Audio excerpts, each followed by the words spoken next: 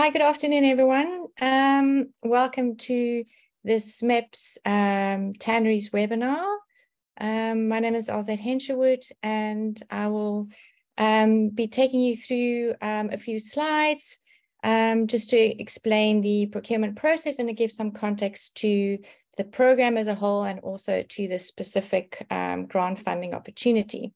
You are welcome, a little bit of housekeeping, you're welcome to use the chat function to introduce yourself, say hi, tell us where you're from, who you're affiliated with, and what's your interest in the call. And then please use the Q&A function on the webinar for specific questions. And you're welcome to pose those during the presentation, but we will try and answer these, the questions at the end. Just a quick agenda or overview of the presentation. I will just give you a quick introduction to the SMEP program. Then I'll explain the background to this specific procurement call and the phases and the expression of interest. And then we'll look through, I'll talk you through the Tanneries procurement themes and some specific priority areas. Then we'll look at the procurement process, the how, the criteria that we look at when we do decide on successful candidates. We'll look at timelines, how to apply, and then we'll open the floor for questions and answers. So the Sustainable Manufacturing Environmental Programme is a programme funded by the UK's Foreign, Commonwealth and Development Office, or FCDO as we like to call it in short. It's a £20 million programme, development aid programme, and it's being implemented over a 5-year period. We are very lucky to have the United Nations Conference on Trade and Development as a strategic implementing partner. And we have, I think, 2 colleagues, if not one, as panelists on the webinar as well today.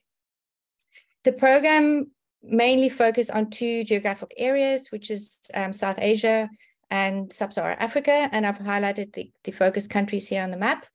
But essentially, the program is all around supporting innovative and investable solutions that can prevent pollution from manufacturing, as well as plastics being released in the environment, and to ultimately improve the ecosystems of the surrounding the areas, as well as human health, the health of communities.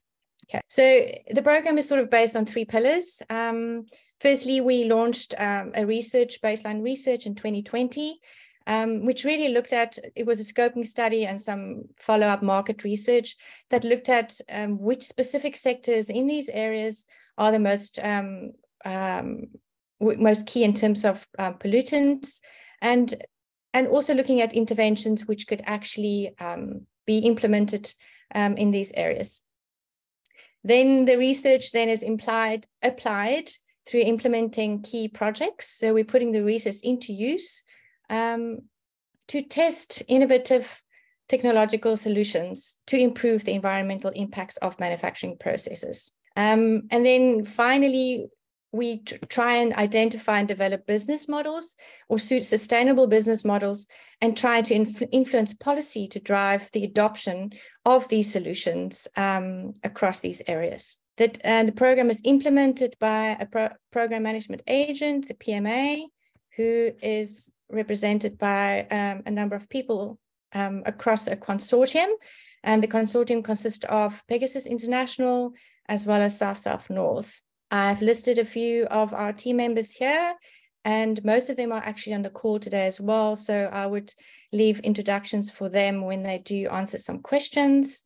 And I'm really sorry, Amani, Issa, we got your photo just in time, and I could not get it onto the slide. I'm sorry, Amani. And we've got members from UNCTAD on the call as well. And then we've got Professor Amir Rashid, our technical assistant specialist, on the call as well, that is assisting the procurement. So SMEP thus far, as I mentioned, we have conducted, and in 2020, when the program was launched, we conducted baseline studies, which looked at these sort of practical practical ways in which we can mitigate pollution. And it also looked at the different sectors that we could actually target. We then launched our procurement in 2021, and £5 million was designated to plastic pollution in these target regions. And we have successfully contracted 10 pilots, of which 9 are now still in implementation phases, and is showing great progress in terms of impact and scalability. Now in addition to the plastic pollutions, we're now focusing on manufacturing pollution. And there we're looking at 4 key sectors. The food and beverage sector in Kenya and Uganda, we are in the process of contracting 5 projects there. We have launched a textiles call, which we'll be contracting at the end of the year, hopefully. We have 1 research project under use lead acid batteries. And then this is our final procurement call looking at tanneries and the leather processing sectors. So why tanneries and leather? I think firstly to mention that it is the world's largest industrial sector that's based upon a byproduct from the meat industry and the dairy industry. So in itself, it's quite a circular industrial sector, which converts more than 7 tons of hides per year into valuable products, otherwise destined for landfill. So it's a good industry in that regard. However, poor management of liquid effluents and solid waste from processing the hides often contains hazardous chemicals, which leaches into the environment and poses real problems for human health and the environments. So I think the tannery sector is actually the tannery sector is actually ranked as the 4th most dangerous global industry to human health due to these hazardous chemicals. And in addition, it requires high volumes of water that, again, if untreated, is discharged into the surrounding environment.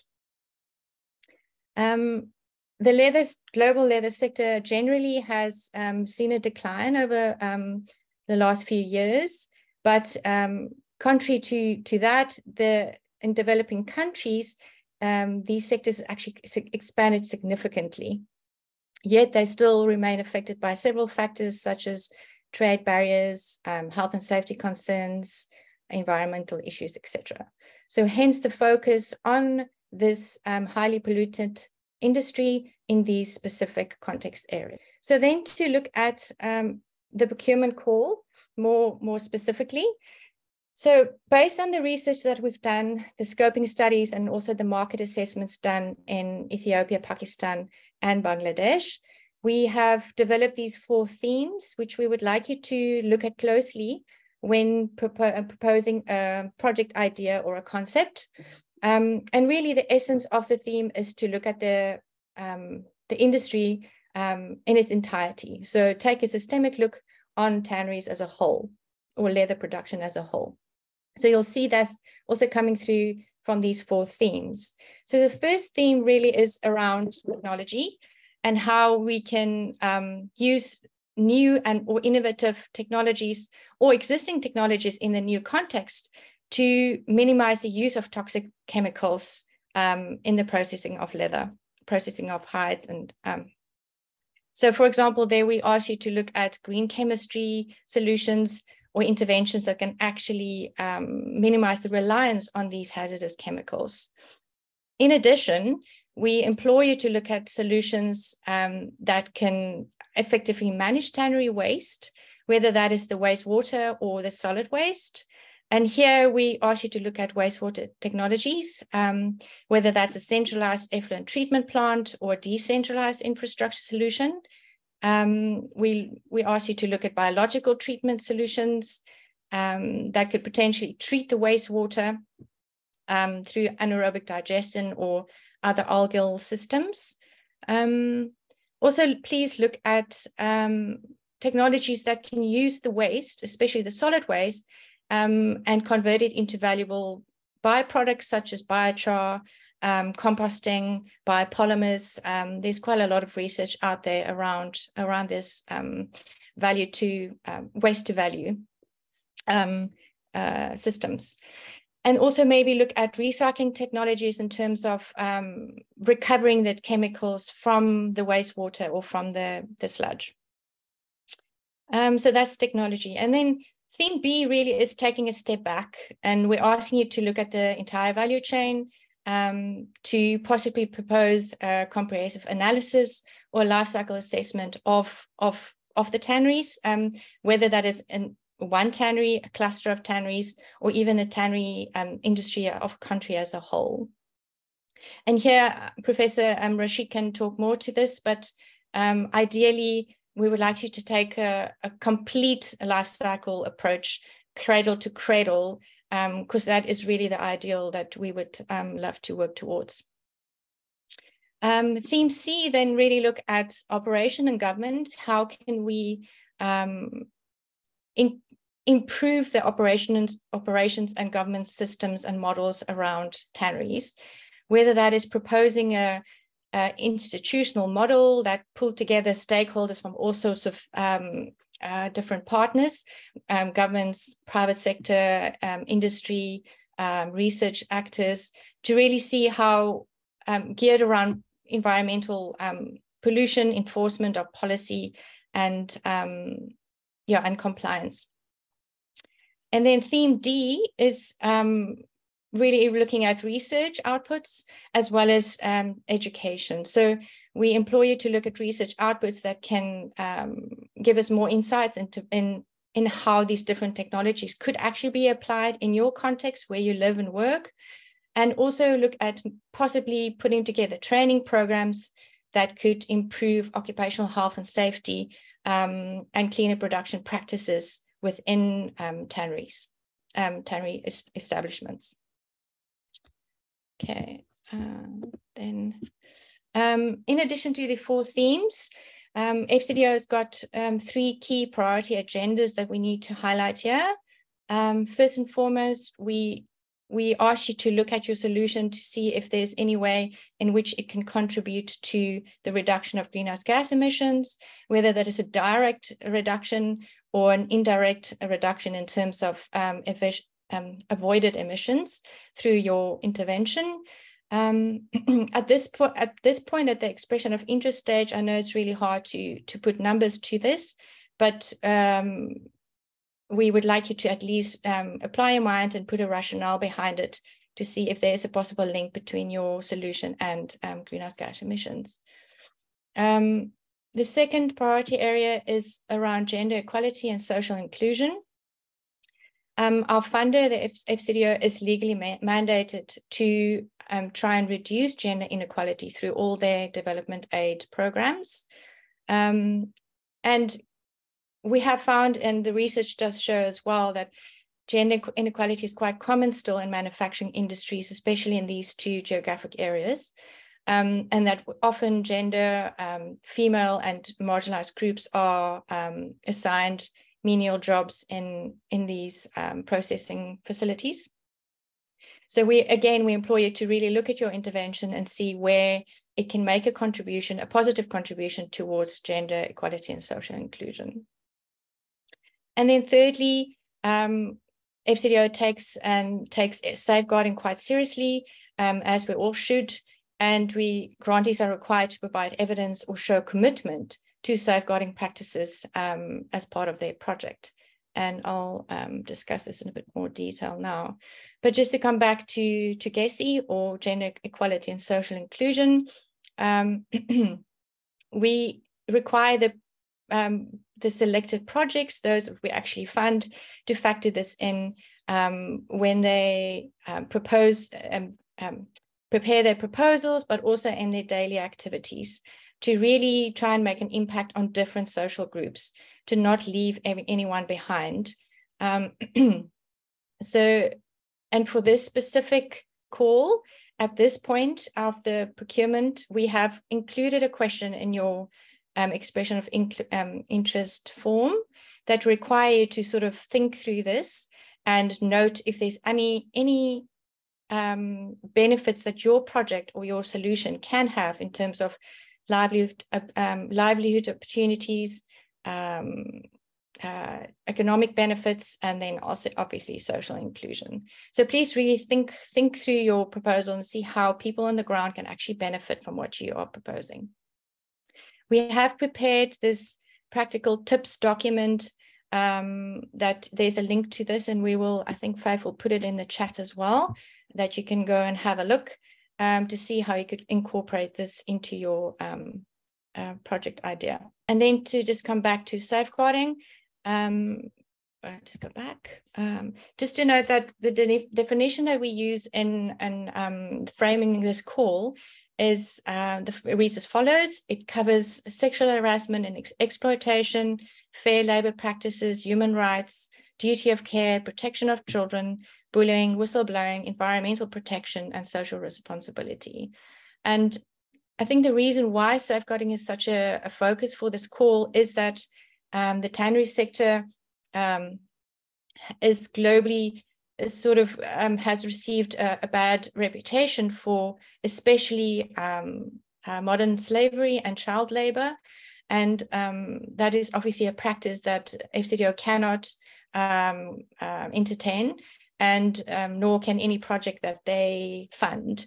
So when we ask you to fill in the form, we do have a section around safeguarding, and we really, and just to understand what is your standards, what is your policies, what is your protocols around this very serious issue. So this procurement process is done in 2 stages.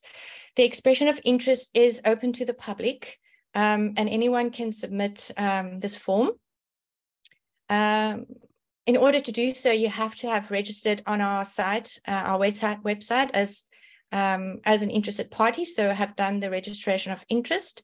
You'll receive your login details, and you can then navigate to this specific procurement call and complete the expression of interest form.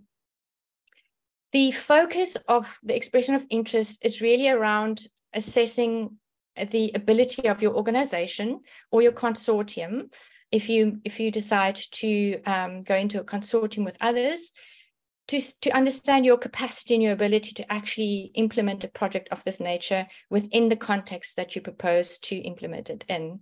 And it does also focus on the project idea, but it's a lot more on the organization's capacity and ability and previous experience to do the job. We find that it's important, again, for the industry at hand.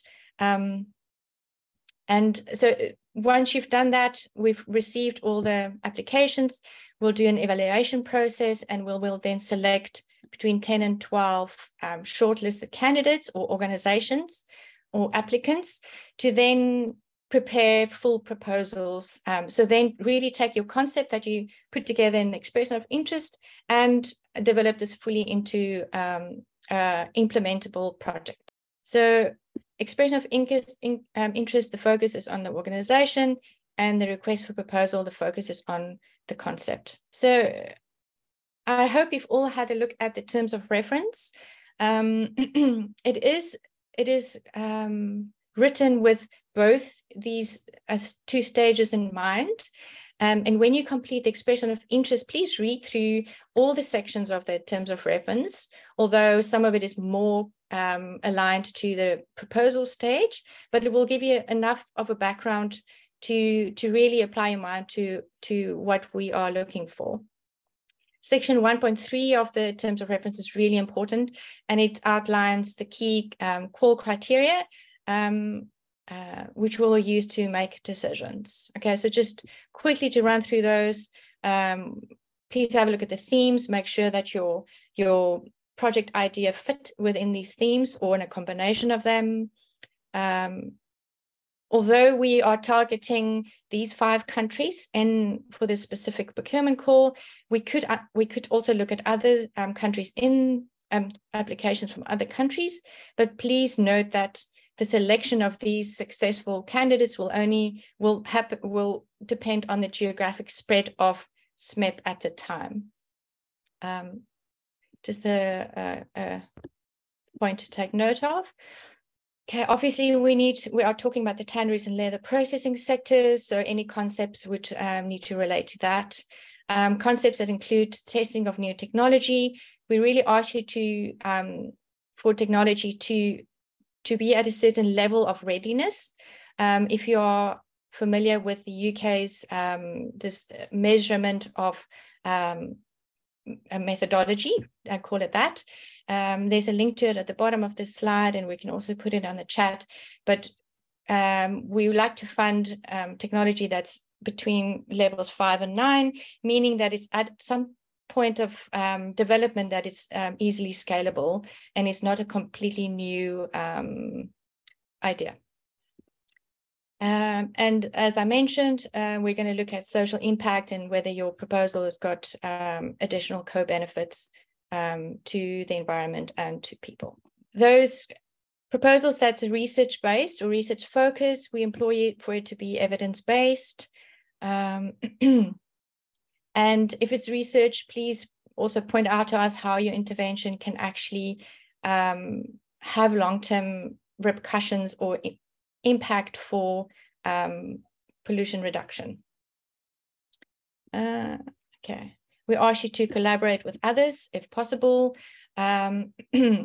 just to make sure that we do take that systemic approach for implementing change in this area. We do encourage you to have co-finance, whether that is from yourself or another partner. And this co-finance can also be in-kind contributions. Right. Then there is £3 million available for this specific procurement call, and we are hoping to contract between 3 and 6 successful bidders between a range of 250,000 and £1 million each. So bear that in mind when you propose a budget for your project idea. The funds that we will grant you can be used for CapEx or operational expenses, but there is obviously some explanations around that we can discuss at a later stage if you shortlisted. We are hoping to contract by March next year, and that will give successful candidates about 24 months to implement their projects. So also bear that in mind when you prepare your submission. And again, just to reiterate the importance of safeguarding for any project that receives UK funds. That needs to comply with legal practices and safeguarding policies. Okay, timelines. So we've just launched the expression of interest. We're keeping it open for about 5 weeks. So please head on over to our submission portal. Look at the form. We have put the form out there as a reference PDF. So print it out, had a look at the questions, and then complete it online. You can save as you go as well and only submit it when you're ready. And then September and October, once we've received all the application, we'll do an evaluation, and shortlisted candidates will be notified in October. We will then open the call for proposals, or this will give candidates about 10 weeks to prepare these full proposals. It will stretch over the December holiday period, so it's a nice, good period of time to prepare a really good quality proposal. And then we'll again evaluate in January and hopefully award and contract February and March for projects to start in April next year. Again, just to recap, how do you apply? Please head on over to our website, register first, so complete an ROI. If you've already done so in the past, please update it so we make sure that your information is valid and current. And then head on over to the submission portal and complete the expression of interest form. Please also read all the information. There's a brochure, there's a terms of reference, and there's other supplementary documentation that you can read. And also reach out to us if anything is unclear. We will be putting the recording of this webinar online, as well as we will compile a Q&A record that you can refer to. Okay, just as a final point, note, this is how, just to give you an idea of how we will score the expression of interest submissions. these are the sort of the broad categories that we have developed the form around. First of all, due diligence is about 15%. It's really a light touch due diligence at this stage. So we do ask the lead applicant to supply us with their company's registration details, their primary activity, their average turnover, etc. So do bear that in mind when you put a consortium together and decide who's going to be the lead applicant. Then we look at organizational ability. So this is really important to us to see whether the lead applicant's organization, as well as the implementing partners, can have, first of all, it's got the ability, the capability, and then the capacity to implement a project of this nature within the context. So here we look at your staff capacity, your operational capacity, what is your existing relationships and networks like? So we try to understand how successful you're probably going to be when you implement these projects. And then there's a 30% weighting assigned to technical experience. So then we really look at your professional team that you've put together. How qualified are they to implement what they propose to implement, etc. And within the specific country. So context-specific expertise is really important. And then lastly, we ask you to describe your project idea or your concept to us, and that will be 20% of your score when we evaluate. And it really is to see if your concept aligns with SMEP's overall objectives and the impact, and how likely it is to scale and actually have environmental impact and co-benefits, actually. All right, I think that's quite a mouthful. I'll stop here. I don't know if I spoke way too fast, but maybe, Faith, is there quite a few question and answers? Or I can just ask maybe the panelists first if there's anything that I've missed that they would like to add before we go to the questions. Okay, there's a question from Karen. Yep. Alzette, can you recap on the geography of the project scope, the program scope for the participants? So we're specifically looking at targeting solutions in Kenya, Ethiopia, Tanzania, Pakistan, and Bangladesh. Yeah, sorry, Amanda, I'm not sure what more. We are open to applications from other countries, but ideally within Sub-Saharan Africa and South Asia. But again, as I mentioned, when we decide on these projects by March next year, we will take a broad program look at where our projects are based and make a decision around that. So it will depend on the geographic spread of our projects at the time. Okay.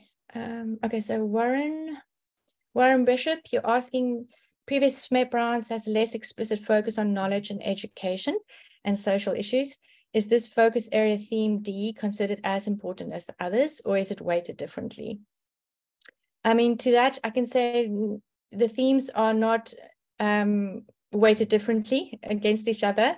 They are there because we have structured this theme, this procurement theme, really around trying to understand the systemic overview of the entire industry. So knowledge and training is as important as treating the waste for us in this case. So no, it won't. It doesn't weigh less than any of the other themes. But yes, the previous course is not focused, has not focused so explicitly on knowledge and education, but it's been tailored to suit the industry, this specific industry. Yes, we will share the presentation material, absolutely. We will put it up on our website within a week. We will just clean up the recording and send you a link for sure. This is Anne from the Institute for Creative Leather Technologies, University of Northampton. Can one organization support more than one? Absolutely. Do the implementing partner have to be based in the target countries?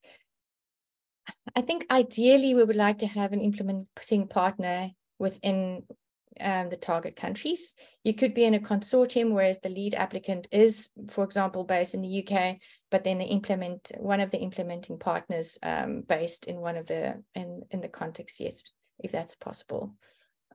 It just makes for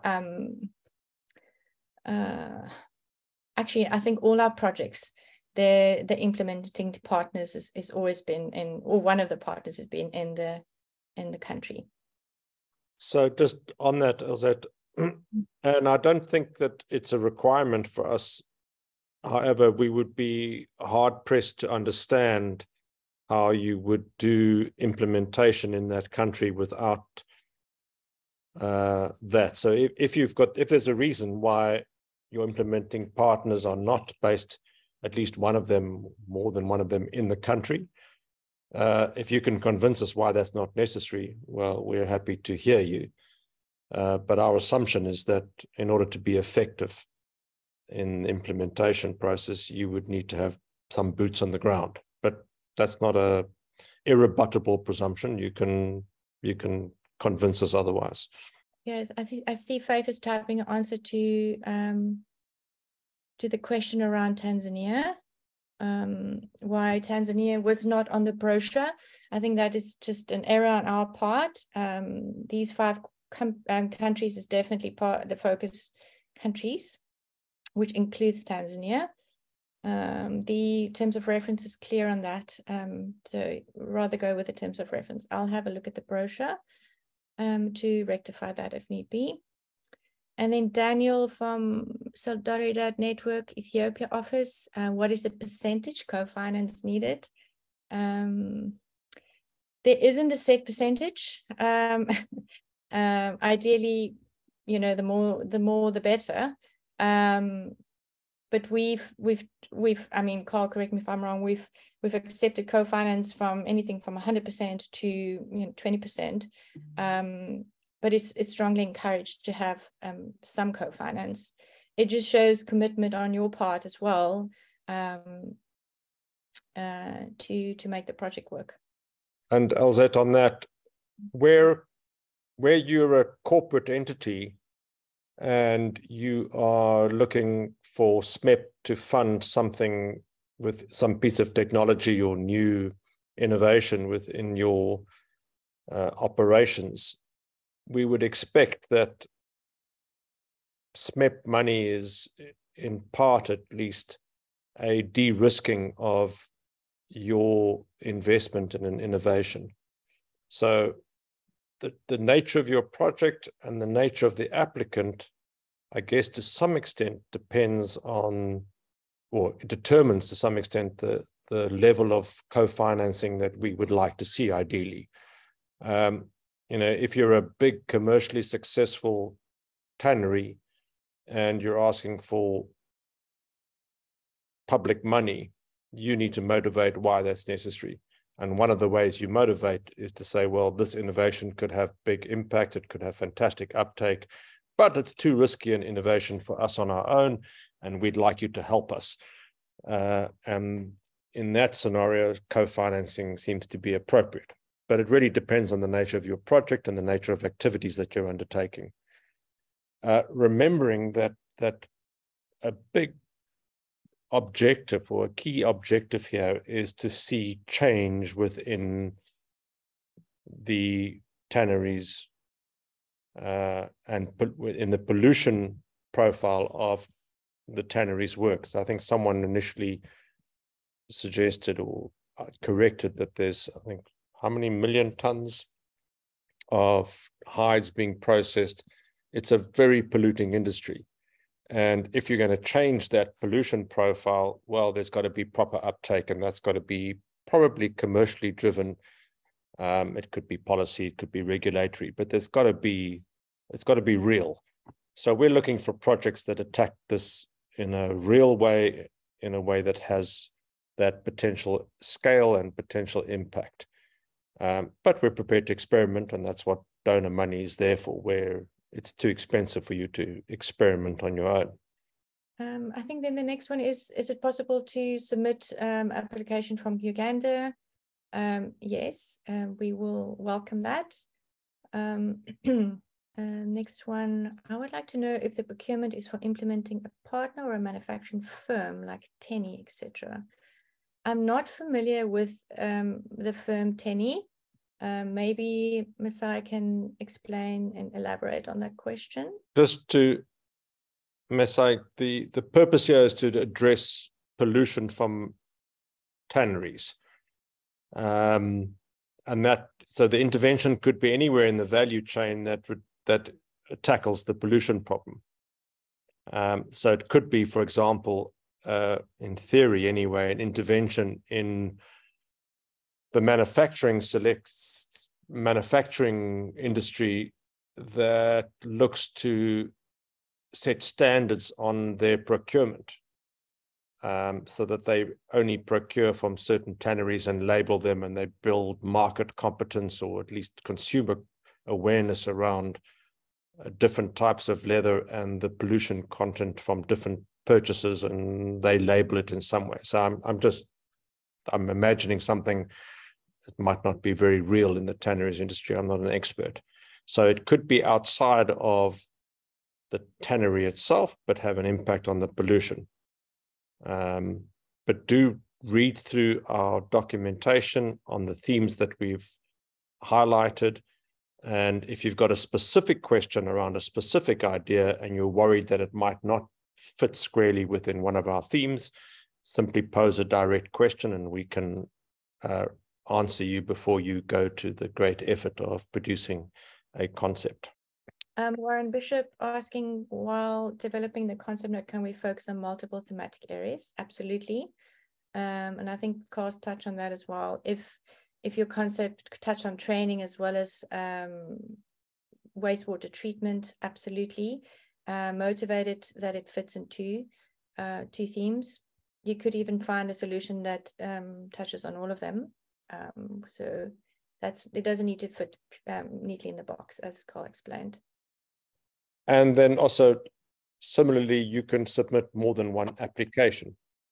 You're unlikely to, as a lead applicant, to be contracted for more than one. But if you're trying to get onto the short list of 10, you can come up with 2 or 3 different ideas if that's your wish. And those can be with the same or different consortium partners. And we may even shortlist more than one idea, but we are never going to contract more than one. So you might want to, at that stage, be strategic, but certainly in the concept stage, you can submit multiple concepts in different applications. Thank you.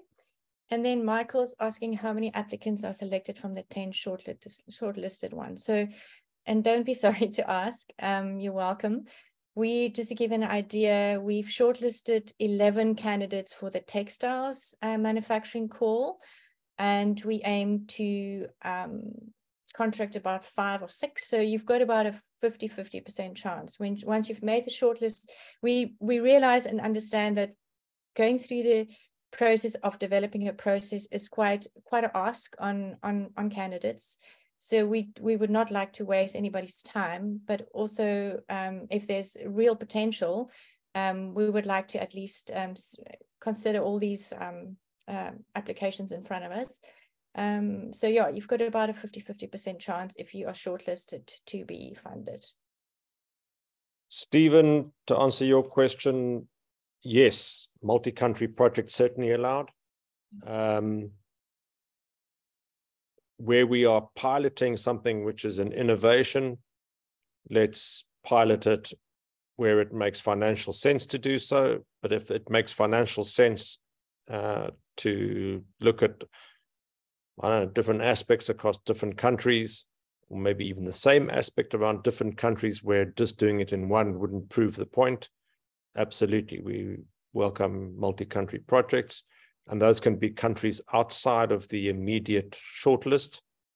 They could include neighboring or surrounding countries, or countries that are particularly important for the tanneries. Obviously with a predominant focus on the South Asia and Sub-Saharan Africa region more broadly.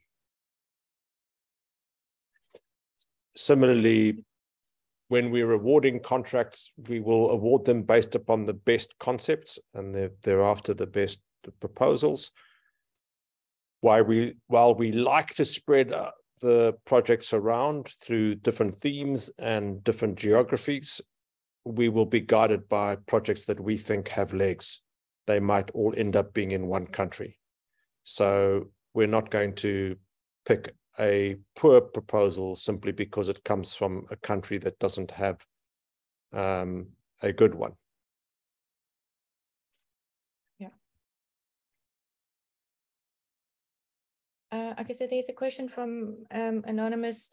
Does the project idea has to be new from scratch, or any existing idea can be replicated in a targeted country with significant mitigation potential or potential to scale up? Yeah, it doesn't need to be a completely new. I mean, of course, novelty is innovation is what we would like to fund. But if it's an existing technology that exists in a different context and you would like to apply it in a new context, absolutely, that can definitely be done, because that innovation might need to be repurposed and redesigned for your specific target area. And you've hit the nail on the head when you said if it's got significant mitigation potential and potential to scale up. And that is definitely what we're interested in. So I hope I have answered that. So it doesn't have to be entirely new, but it has to be, well, it doesn't even have to be new for the geography. It has to have the potential, and there must be a reason why it hasn't taken off yet.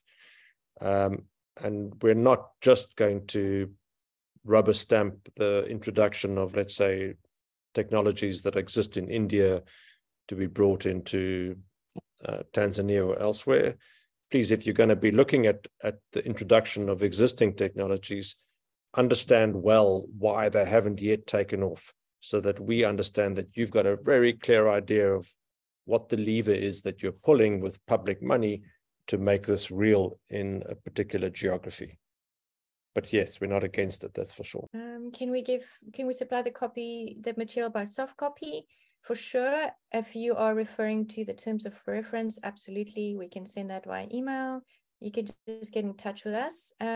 Unfortunately, though, all the applications, the actual application needs to be done through our online portal, so that we don't accept any submissions through email. Just to be clear. Thank you. I see Faith is typing an answer there. Thanks, Faith.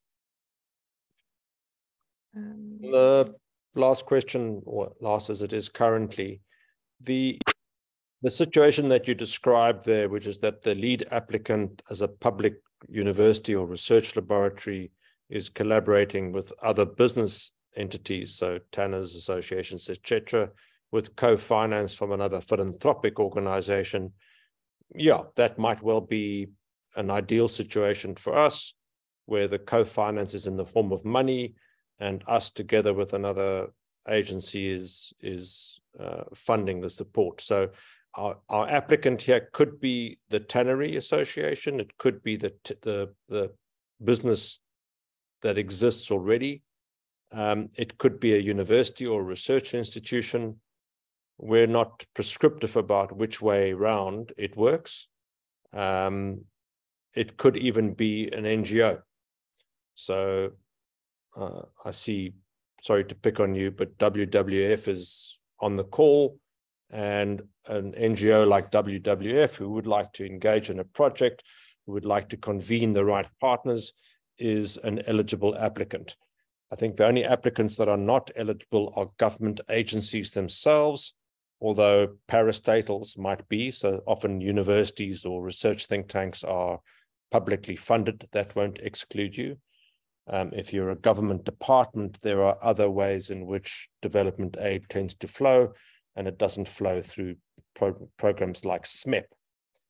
The important thing here in terms of your collaboration, who your consortium partners are, you don't need to have them all properly and completely locked down in the concept stage. It'd be good if clearly if you've spoken to them and they've indicated their preliminary approval to being included. But you need to be thinking about who are the partners that we need to convene in order to make our project a success. And generally that it may well include some research capacity. It will probably include someone who's operating on the ground, a tannery or some form of private sector institution. And we'd be delighted if you used the opportunity to leverage some money from a philanthropic organization or some other. If you can, in addition, you might be looking at regulatory levers that you'd like to pull, and then, in partnership with some public sector department, a ministry, a local authority, any of those agencies would be suitable partners, although they wouldn't be a lead partner and probably not a recipient of financial resources other than indirectly. But anyway, there are many ways to make this happen, and please don't hesitate to ask us if you're concerned about whether a partner is eligible or how best to structure your consortium. Thank you, Carl. I see we've been getting some questions in the chat as well as in the Q&A. Just to see if there's anybody here that has posed a question in the chat that we would need to address still. Thank you to Amanda and Glenn for answering those as well. There's a question on co-finance, but that we've answered. Theme B. Molly has asked a question around whether we would share detailed feedback on the outcomes of the applications. So where we get to the shortlist and we get to engage on each of those applicants, we will have one-on-one feedback sessions. So there'll probably be a challenge session and an opportunity to engage where you'll get a sense of what us or our experts make of your proposal, and we might challenge you to deal with some things that we think you haven't in finalizing that. Certainly once you get through the point of contracting, there'll be some engagement at that level. But we don't yet know how many concepts we're going to get. And if we only got 7 concepts, well, great, we could probably all give you feedback on what we think of your concept. In some instances, we've received over 100, and other procurements that we've run in this office, over 1,000 applicants, and clearly any kind of detailed feedback is just not feasible, it's not possible. So you will get feedback depending on how far you've gone down the track and how many applicants we have to deal with. So unfortunately, we can't promise feedback, certainly not detailed feedback on every concept that's submitted. Thanks, Carl. I think there's one more question around co-finance, if it's an NGO applying.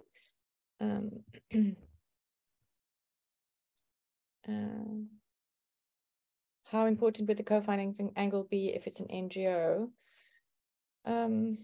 I think it's similarly as you discussed already. It's encouraged, co-financing encouraged, but it's not a mandatory requirement. So when you put your application together, please motivate why co-financing is harder for you to do as an NGO, for example.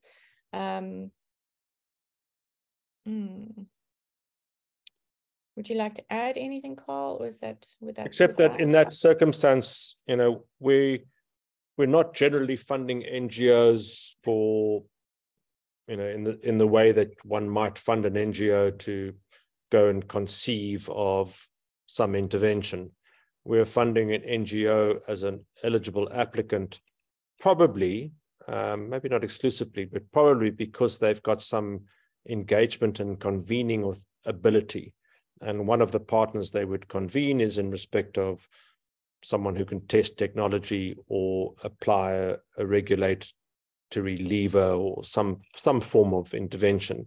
And their co-finance, even if the NGO simply doesn't have resources to provide that co-finance, their co-finance could come from one of their partners.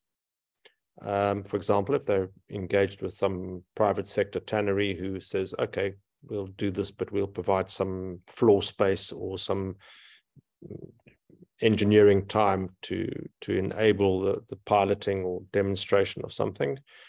or it could come from some other donor, some other philanthropic agency, but it's not required. So if your idea is really well received by us and it makes sense and it's likely to be impactful, and you've got zero co-finance because it's just not feasible, you're not going to be excluded because of that. We're still going to like, if we like your concept and it is better than the bulk of the other concepts and it's in the top 10 or 11 of the ideas, you'll still be shortlisted.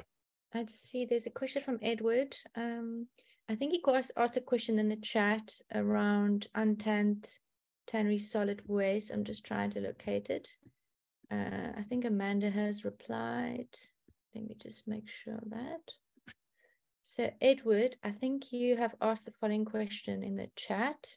You said that under theme B, we have agreed to develop an application that would be capturing all attributes of hides and skins delivered at the tannery. We envisage analytics, i.e. the number of rejected hides generated, will help inform which region of Uganda have poor animal husbandry practices, and hence relay this information to the ministry. Also issues like finished leather batch that attract customer complaints. Is this fitting which theme? I think this is the question you respond to. This is definitely, as Amanda said, it looks like it's under theme B, taking more of a value chain analysis approach, trying to understand where all these hides and skins are in the system and using data to support that. So far as I can see, that would be theme B. But then if you are talking about theme A, tannery solid waste, I'm not sure if that, if there's another question I've missed, because that's talking to theme B. But yeah, if you are proposing anything around solid waste, how to effectively manage the solid waste, or in turn create value added products out of it, then it's more theme A. But also your approach could be touching on both, right? So please do reach out to us separately as well if you want to, and we can try and respond. I see you've asked it as anonymous attendee at 3:40. Also, just on reaching out to us, the previous question, I can't remember who, from Molly, that Molly, I understand that if you'd previously applied to a SMEP grant and you hadn't been successful, you might well wonder why you haven't been successful, and getting some sort of feedback might be appropriate. So we are, we're available to help guide. We can't support an applicant, any one applicant more than any other. But if you're asking specifically around something that you've done and you wondered whether you've strategized it correctly, provided you're happy for that question and answer to be published to all parties, we're happy to try and give some guidance. You could even reference a previous application. And depending on how many questions we get, we could even pull that up and say, okay, well, in that instance, you were not considered because of A, B, or C reason. I do understand that getting feedback is one way that you improve the focus of your future proposals. And if we can help, we'd be delighted to do so, because I think it's a useful kind of capability building process.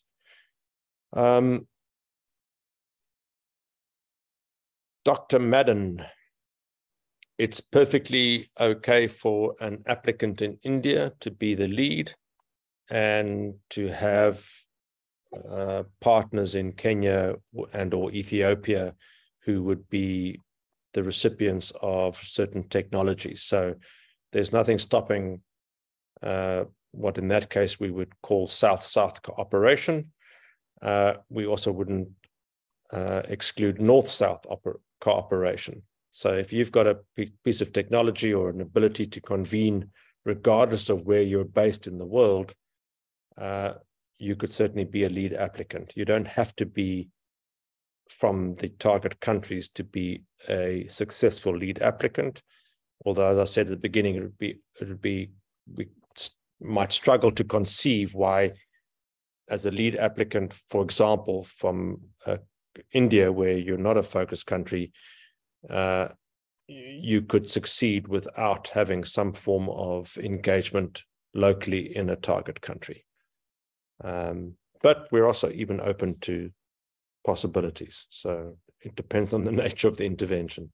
And that responds to Tathea's, we don't really have a guideline on the structure of the consortium. You know, if you're asking for a small amount of money to make a bespoke intervention, having 5 or 6 consortium partners just might make it very impractical.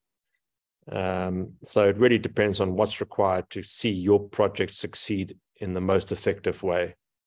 Consortium partners are not a requirement. You can apply as a single lead agency on your own because you've got everything it takes to produce and deliver on the project activities and objectives. So based upon that, you can consider what's most strategic for you and the implementation strategy or the concept that you have in mind. It's also possible for you to add or subtract consortium partners as you move forward into the next phase. You may need to justify, particularly in a subtraction, why, you know, if you use the fact that, I don't know, there's an agency that you could partner with in order to make your motivation and your concept, and you substitute them or exclude them entirely from your main proposal, you would have to give us a pretty good reason why that was necessary. But we're also open to that reason. Okay. There's Edward's question. Okay.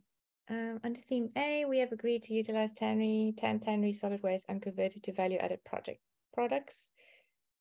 Smart fertilizers. This could require dechroming technology infrastructure. Do the funds allow acquisition of this technology, CapEx, in addition to securing pallet making machinery for model women groups, GESI? I think the answer would be yes to both. The funds can be applied to acquiring technology or assets, which would be a CapEx outlay. In addition to machinery, absolutely. There is a asset management structure with FCDO funded programs, whereas you would need to keep record of your assets, what you acquire, log it in a repository, and then at the end of the program, we would need to come to an agreement of how to dispose of the assets, because technically FCDO owns those assets. It could be at the end of a project that the asset is granted to a research facility, for example, if it was a demonstration site, or there's some sort of buyback situation. But yeah, that's definitely something that we can guide you on, but it doesn't preclude you from spending it on CapEx. Edward, just to add to that, so remember that what we're interested in is tackling the problem in its entirety. Now, £3 million is never going to tackle Tanneries pollution in its entirety, but we are far more interested in something, an innovation that, if successful and with your or others' impetus, could scale, then addressing the particular problem from a particular tannery at a particular site. So we're not interested, well, we are less interested in doing good on a very small scale and more interested in the potential for that good to be replicated. So yes, your CapEx is suitable, but if there's an existing technology that can solve a pollution problem, but it's too expensive for everyone, and what you want us to do is to purchase that piece of technology for one particular small tannery in one small location, then all we've done is help the pollution problem in a very small geographic location. And the fact is that that technology is still going to be too expensive for the several thousand other tanneries, including the tanneries that are just outside your geography, but still within the same country. So we'd be more interested in saying, okay, how are we going to innovate around that particular technology and make it accessible, affordable? Maybe if we're in East Africa, we can